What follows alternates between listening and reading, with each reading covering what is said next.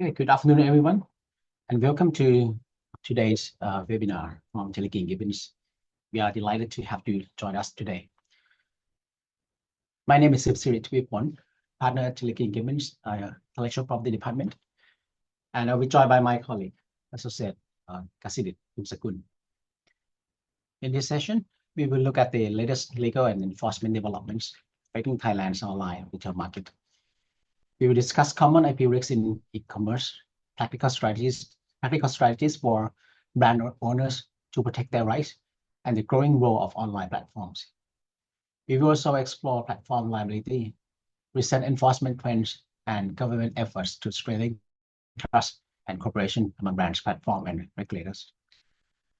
Our session will be divided into 4 parts. First one is IP risks in the online retail landscape. Second, platform liability.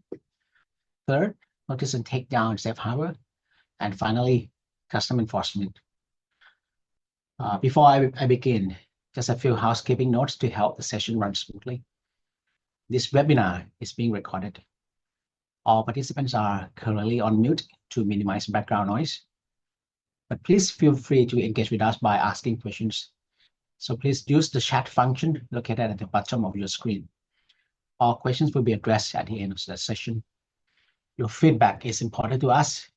At the end of the webinar, your code will appear on screen. So please take a moment to scan it and share your thoughts. With that, let's get started.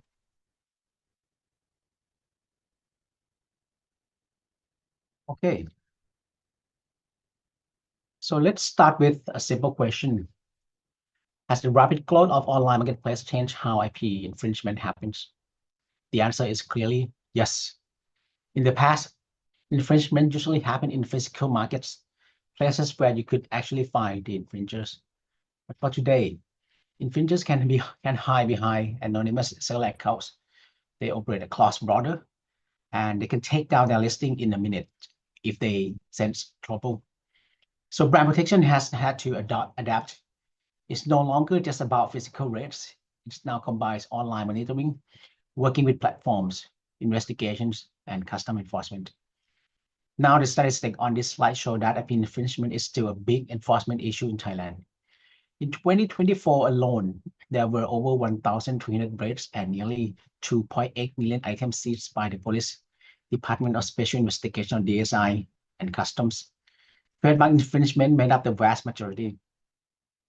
Take a look at the table here. The Royal Thai Police conduct 764 raids in 2024. DSI ran only 9, but those 9 raids led to 384,000 items seized. That means when DSI take the case, they go after the big targets. Customs seized over 942,000 items in 531 operations. That's infringing goods stopped at the border before they even reach the market. What you can see from this number is a gap for strong physical enforcement on one side, but still an inadequate online framework on the other. And that gap is exactly what we will be talking about today. So let's start by looking at the types of IP infringement we see most often in Thailand's online retail space. Let's start with trademark. Common forms of online trademark infringement include selling counterfeit products. Sometimes they create website or seller page that look alike the brand's owner channels and using another company's trademark in online advertisement to attract customers. For copyright, this usually comes up when counterfeit seller copy a brand's original product photos and creative content to make their fake listings look real. Patent, frankly speaking, patent infringement is rare in Thai e-commerce. The Thai police filed just 7 patent cases in all of 2024. So for most brands online, this is not a primary risk. But trade dress, copying packaging, and product appearance is common, especially in cosmetics, food and beverage, consumer goods. Thailand does not have a standalone trade dress law or not included explicitly in trademark law as well. So you either need to register it as a non-traditional trademark. That could be a 3-dimensional trademark, registration of your packaging, unfolded, black and white in color, or try to protect your design of the store or any ornamental parts of your store by trying to find different type of protection, either 3D mark, design patent, or copyright. But the non-traditional trademark for 3D mark has a high standard at the IP. Or otherwise, you have to pursue it as passing off under the Trademark Act and Civil and Commercial Code. There are challenges to trademark owners in online environments. First one is the seller anonymity. Infringers hide behind fake accounts with untraceable details. You can spot the listing, but you often cannot identify who's behind it. Platforms will usually help with takedowns, but they are generally reluctant to share seller identity with rights holders. For cross-border jurisdiction, a seller in one country, platform server in another country, and a buyer in Thailand. Figuring out where to enforce and actually doing it is complicated and could be costly and time-consuming. So let's take a look at evidence preservation. Online listing can disappear or change in minutes. What you discover today might be gone before you can document it or take evidence of it. So what you can do at this stage? Most of the case, we may begin with deceit and deceit letters. They will put the infringer on notice and sometimes resolve the issue without going further for legal actions.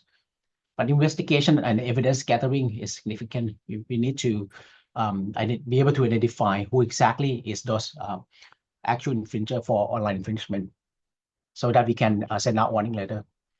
We will cover it for this part on the next slide. So let's take a look at the defensive strategy for brand owners and retailers.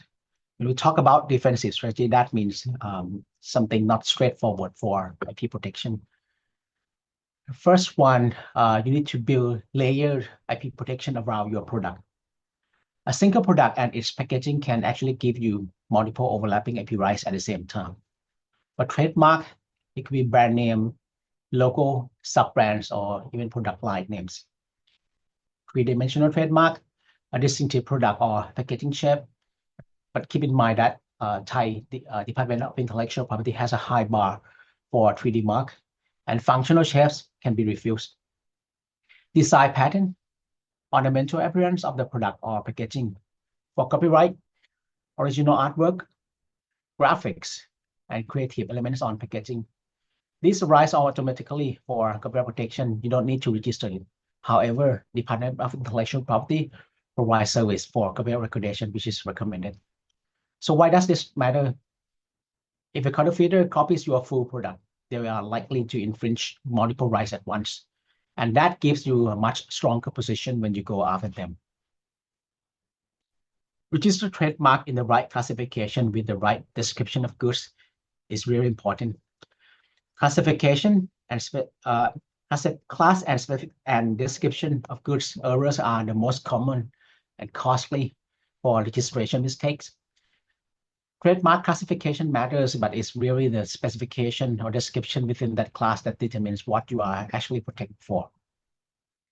So enroll in platform brand protection program is a good idea as well.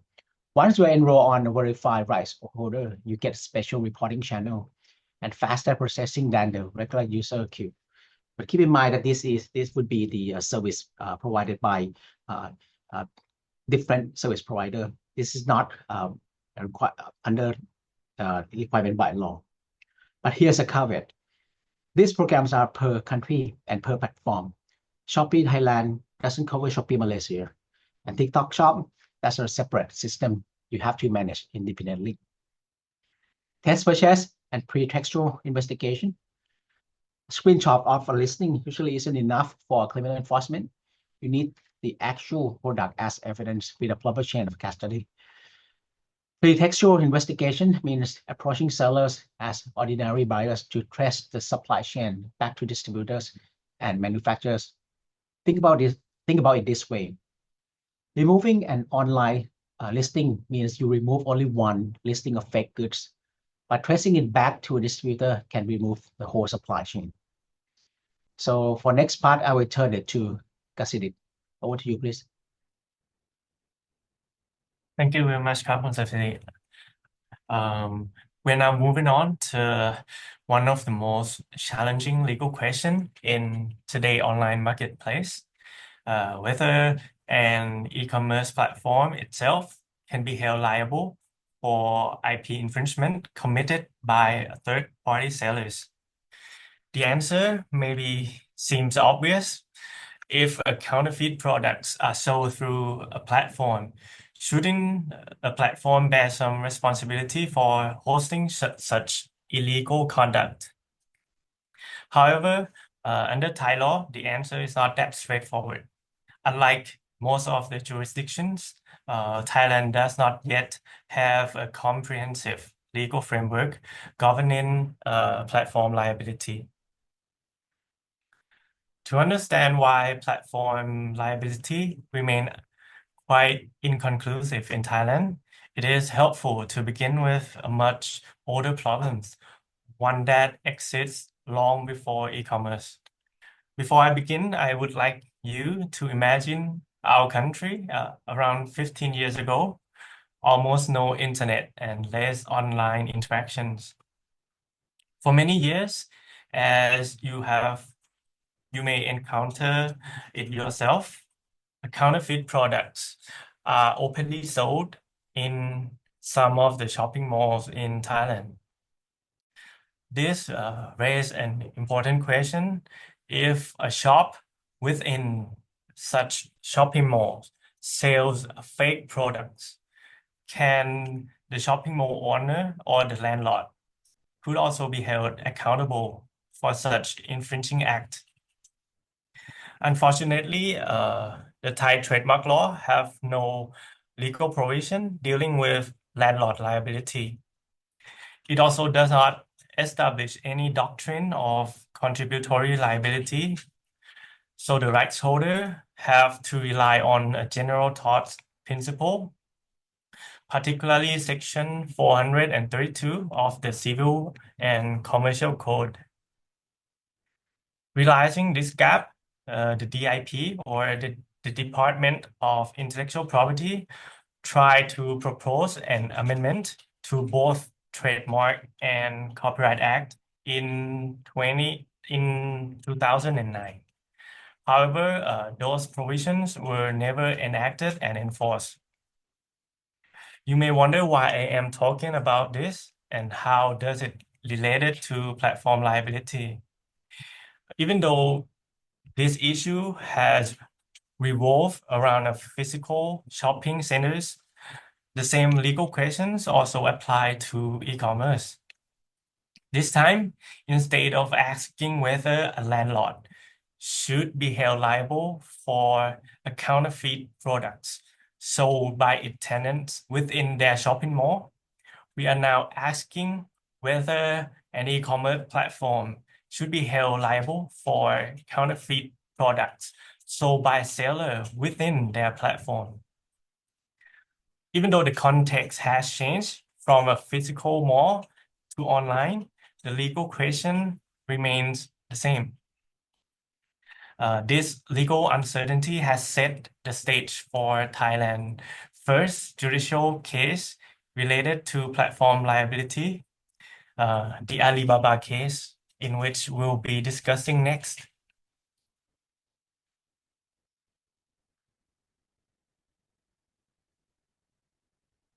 So, moving to the first High Court decision to consider whether an e-commerce platform can be held liable for IP infringement committed by a third-party sellers. This case is quite important because in the absence of clear legal guidance, the court has to determine whether a general tort principle could apply or should apply to the online marketplace. So this case began in June 2017. A Thai company that owns a patent for fire extinguishing balls filed a civil lawsuit against Hangzhou Alibaba Advertising Company Limited. The important thing to note about this case is the plaintiff did not sue the individual The sellers, they only sue Alibaba, which is a platform. So the seller here is not sued. Only Alibaba is the defendant in this case. After almost 5 years of litigation, the court delivered the judgment on March 2022, rendered a judgment in favor of Alibaba. So the court has examined Alibaba roles in the whole transaction. Even though the court did not expressly formulate a legal test, its reasoning focused on three key considerations. First, did Alibaba have an actual knowledge of the infringement? Second, did Alibaba get any financial benefit from the infringing activity?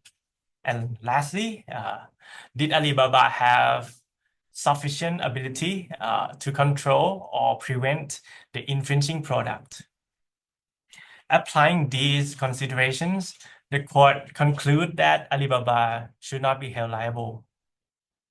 But before we moving on, I would like to highlight that this case is a patent case.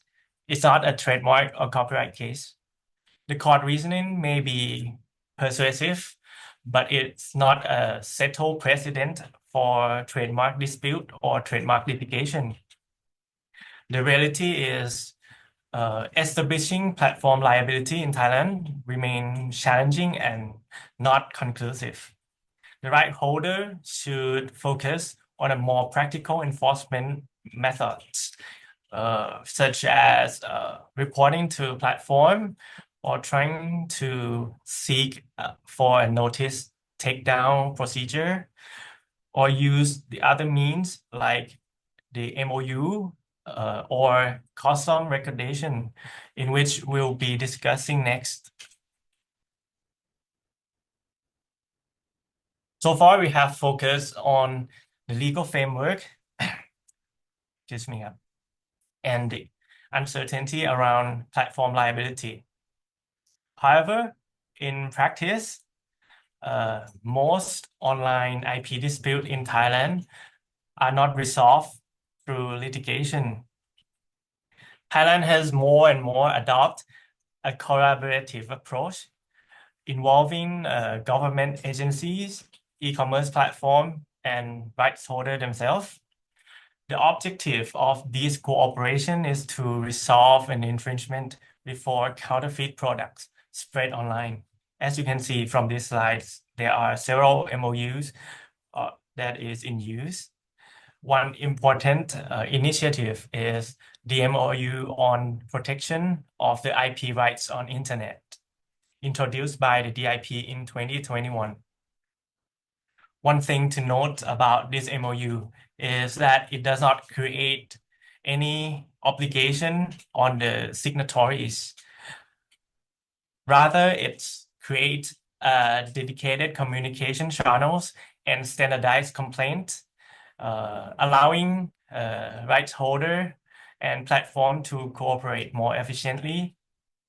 And our firm, Tilikin Gibbons, is also one of the founding signatories of this MOU. And building on the success of the first MOU, the DIP introduced another MOUs in 2022, a year later from the first one. The MOU on online advertising. This MOU addressed a different problem from the first one. Instead of focusing on counterfeit product listed, it targeted on infringing advertisement.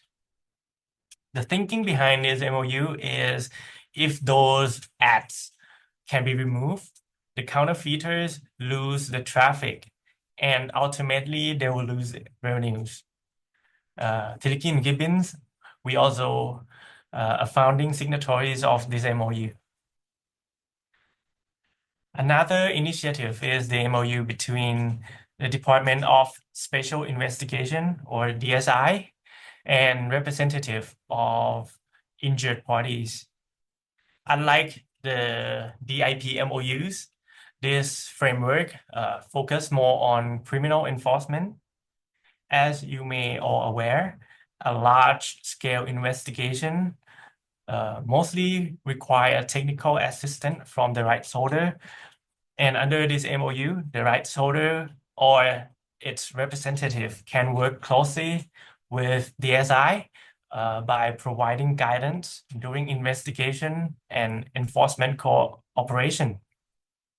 And we can help investigators separate a genuine product from counterfeit product more effectively.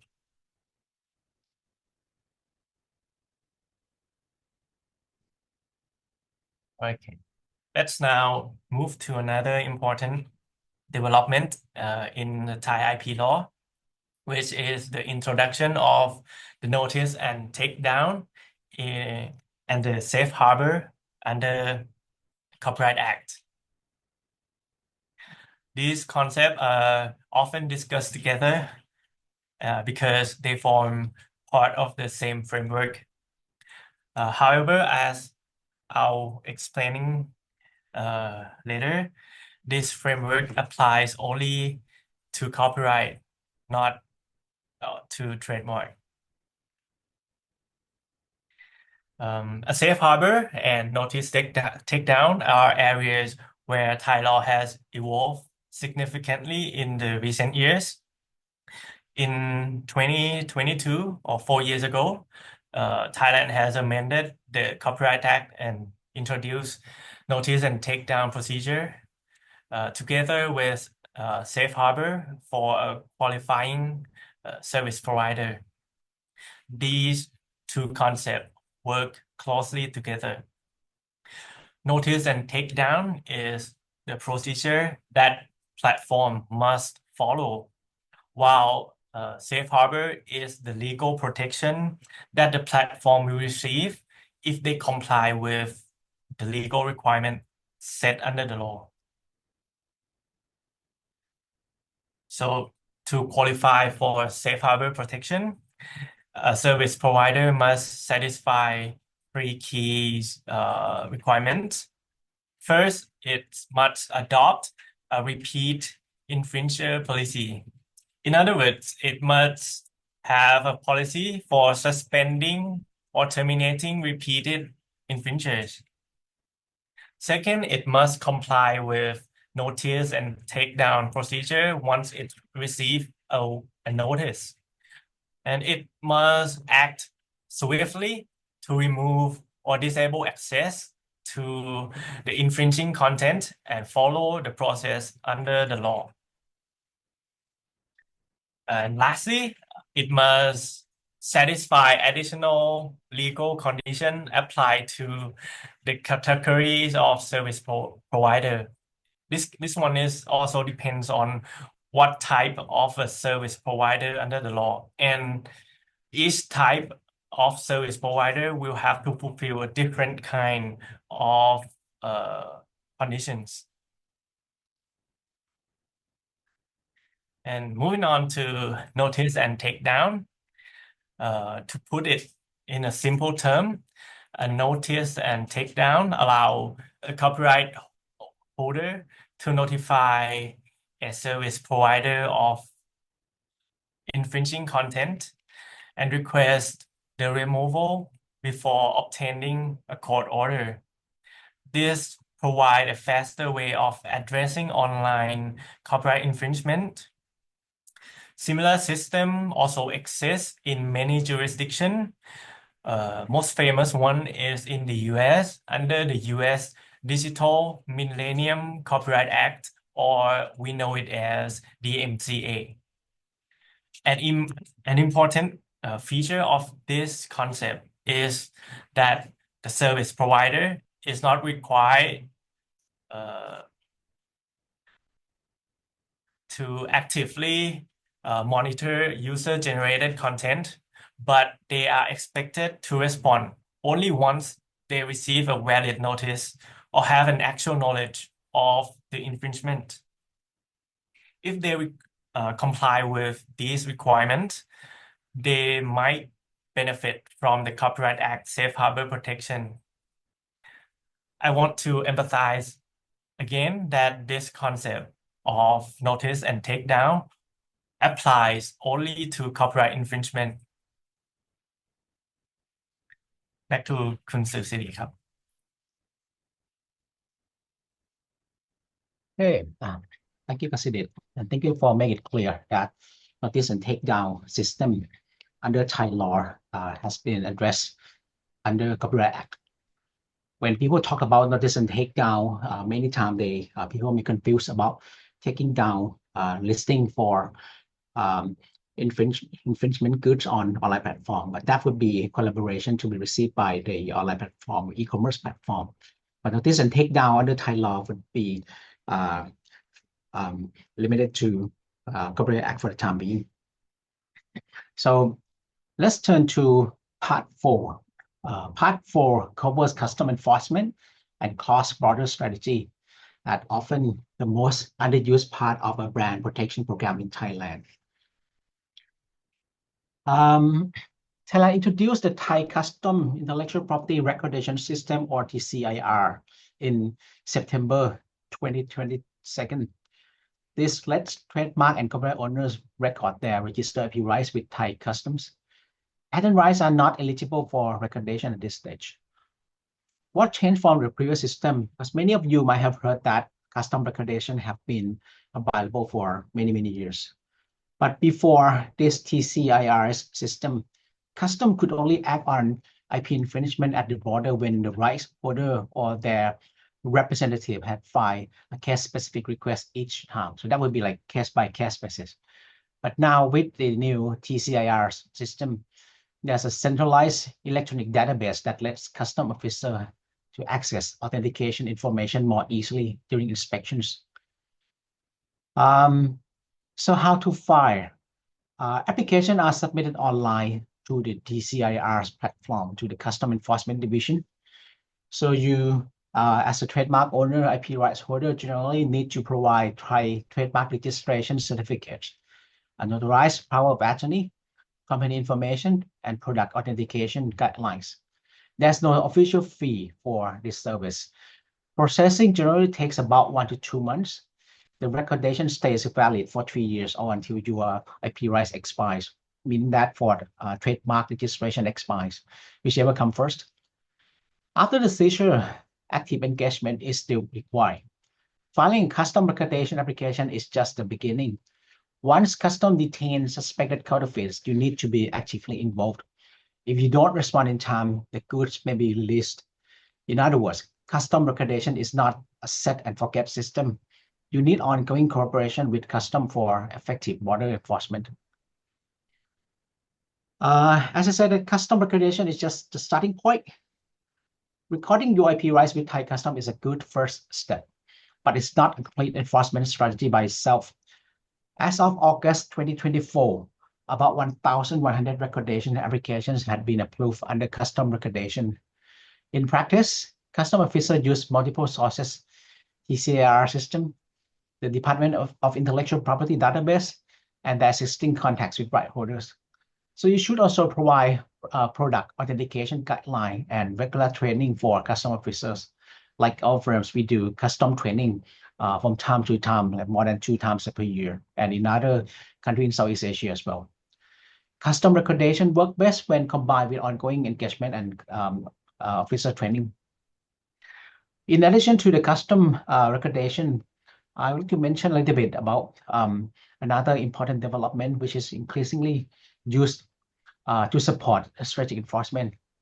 And many people overlook is to collect sufficient evidence to support enforcement, particularly for criminal enforcement. Investigation or evidence gathering is really important. Rather than just removing online listings, authorities can increasingly tracing online seller back to their warehouse and distribution networks before conducting raids. Meaning that for conducting raid actions, police or DSI will require substantial evidence. Here's the key takeaway. Removing a listing treats the symptom, but targeting the supply chain addresses the source of origin. So for this one, I'd like to highlight on coordinating online and offline enforcement. So who does what on this one?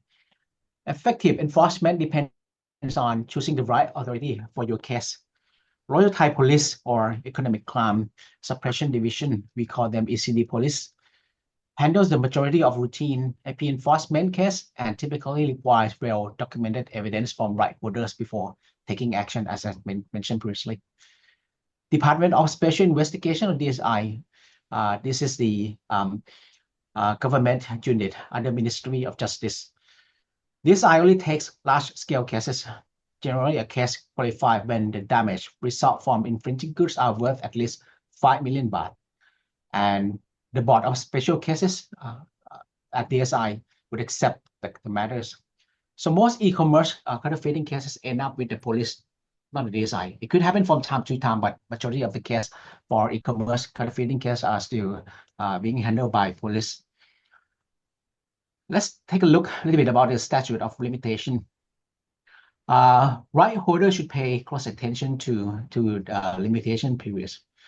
For example, for criminal complaint for copyright case, generally 3 months from when you learn about both the offense and the offenders. This is for criminal actions.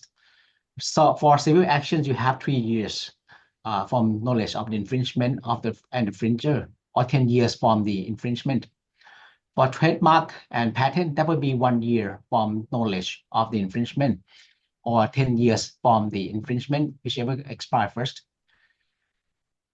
And for this, I would say that the practical point, once you have enough information to identify an infringement, the infringer, do not delay. Let's move forward with enforcement. So thank you so much for your attention. Thank you so much for your interest in our seminar. Thank you so much today.